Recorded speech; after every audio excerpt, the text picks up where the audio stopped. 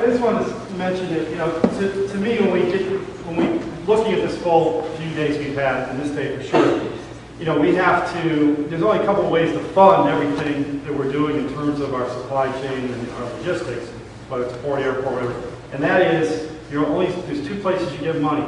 You get from the citizens of the state of Florida, or you get from businesses. They're the guys who are going to pay the money. So somehow you have to make businesses feel that they can invest in our state and want to come here. And you have to make the citizens feel inspired that they want to open their wallet to make this happen. So if I think to myself, well, what's in it for a Floridian? What's in it for me? And right now, there's two things I think that's in the very much forefront of the minds of Floridians. And that is my cost of living, what I'm spending every day. Every time I go out, I'm a consumer. Every time I consume something, it's costing me. And that's money going out of my wallet. Everything we're talking about today is how we reduce the cost to the consumer. That's what supply chain, that's what ports, that's what it's all about. That's what trade's all about. Nobody comes to trades with you if you can't come up with a cost-efficient, fast way to deliver the product. And that's the bottom line. So we have to have that. We have to have that. That's what we're talking about. So I understand that as a citizen, that you can reduce my cost. But you got to explain it to me in common vocabulary. You can't talk about transportation. There's 7 things that were brought up that turn people off. We have to change the conversation. We have to have the vocabulary that gets to the person what it means to them. But I can tell you, if we can make them understand that they are going to, their cost of living is going to, we're going to help them on their cost of living. We're going to reduce their costs. And you know what else we're going to do? We're going to create jobs. So what's the two things? Reduce my costs and give me a job. And that's what we talked about all day today. Yeah, excellent. And I was living in Southeast Asia in the 80s and the early 90s. And these countries were incredible what they did to attract manufacturing. And I think that we should learn from them, to be quite honest.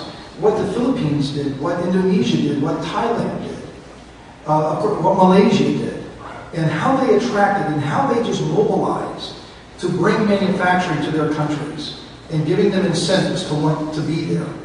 And the jobs that they created is just amazing, and good jobs. And without those jobs, the people would have had nothing. They were very, very important. So believe me, it wasn't attracting all of this investment. It had nothing to do with trying to buy something because they had no money to buy anything with. They wanted a job. And I think we're getting to that point right now. People want a job. They want hope. They want a future. So, I watched, I had a front row seat about how these countries attracted foreign investment, and they just became really, really focused and really good at it. But we don't do that. We don't do it. And I think it's something that Florida can learn from these developing nations about how they attracted all of this investment. I did an interview of many members of Congress, both in the Senate and the House.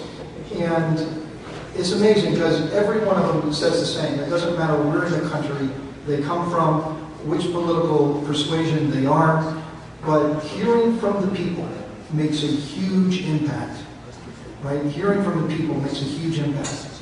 On the Neal Asbury, make a little advertisement for myself here, on the NealAsburyShow.com, there's a take action section on the website.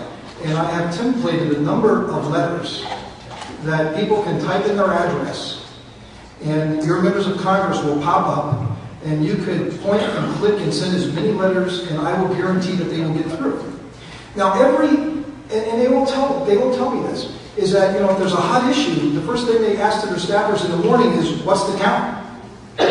Who's for and who's against? So we, the American people, have this great thing called a democracy that can get our message out there if we use it. And I'm showing, this one tool here that's out there. But if you have a chance to go to Washington, is just to go to get into the Rayburn or the Cannon or any of the buildings that are on the Senate or the House side. It's so easy. It's amazing. You just walk in there, the minimal security, and you got these long hallways and all the flags, and you just knock on the doors. You don't knock on them. You just walk in there and say, I want to see the member. Okay, what do you want to talk about? Well, the member's not here. But then, okay, then you see a staffer, and sometimes that's better. And you say what you want to say. And I have a really hoot doing that because it's really fun to do. So, I think that the only way that we can influence these decisions is to use the greatest tool we have, and that is our democracy. And what is the democracy? It's votes, and it's your voices. And if you're not, if we're just going to sit around and come I got so frustrated, I came back and I produced my own radio show. Fortunately, I was able to sell it to a syndicator, so now it's pretty cool. But I got so frustrated that the message of the American entrepreneur wasn't getting out to the mainstream media, so I figured I had to do it myself. And so now I'm talking to everyone in Washington, and they're knocking their doors down to talk to me. So it can get done. It can be done. And it's fascinating to see what the little people like me can get done.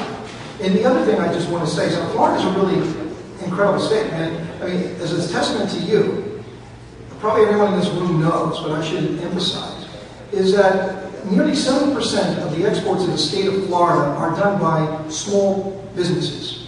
And the national average is only 30%. So Florida is just got a great story to tell on Capitol Hill and what Florida's doing. The other thing is District Export Council. I'm the chair here in the state of Florida. I know we have several members of the council here. Right? We created something in Florida a few years ago called Export University. Export University is now started in Florida and has been rolled out to 20 states for training in exports. In fact, I'm in discussions with, a number of discussions with the Obama administration where the NEI has to show tangible results. Oh, we're going to double exports in 5 years. Well, how are you going to do that? Well, I don't know. Hey, Export University, we actually have something here ready and proven that can be rolled out nationally and has already been adopted by 20 states. So we got something, and guess what? That all started here in Florida. So Florida, in Washington is known as, one of these cutting-edge export small business states. We got an incredible story to tell, but we got to tell it. And if we don't tell it, shame on us. So polarized. I'm up on Capitol Hill. My show is broadcast some weeks from Capitol Hill and some weeks from Coral Gables. So I'm up there a lot, and I meet a lot of these folks, and on both sides of the aisle. And it is just so charged. And the thing right now is that, yes, you got the National Export Initiative, but what does it mean? And we're all trying to figure that out. And even the numbers are pretty fuzzy, because we're going to double exports in the next 5 years, then that means that we should be adding about $1.4 trillion more business to our economy. But yet we're only going to increase by 2 million jobs. Prior to the economic crisis in 2008, exports employed 10.3 million people, and now after the crisis it's 8.8 million.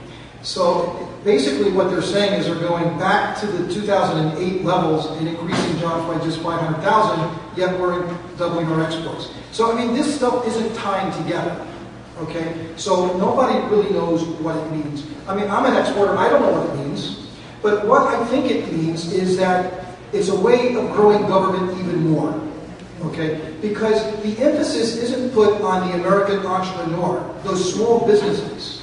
It is making the government bigger to try to support them. Quite honestly, that's not what we need. We need these barriers and manipulations and distortions that prevent me from exporting to so many countries in the world. It's the structural issues that they should be focusing on. It's what do we do about China? All of this tough talk. And a couple of weeks ago, it was time for the Treasury Secretary to say, China, you are a currency manipulator. And they backed off. So all of this tough talk, and yes, we're going to protect the American exporter, and then the one very important issue that would show that there was a real change of attitude, they back off. So yeah, we got to get these 3 agreements done. But boy, that is just such a tip of the iceberg. What we need is so much bigger than that. And what I'm afraid of is the whole concept of free trade agreements is stuck in the sand. It's not going anywhere, because both sides are dug in. And the demagoguery on one side has convinced Main Street America that they're right, and we're wrong. So we have to recast the argument.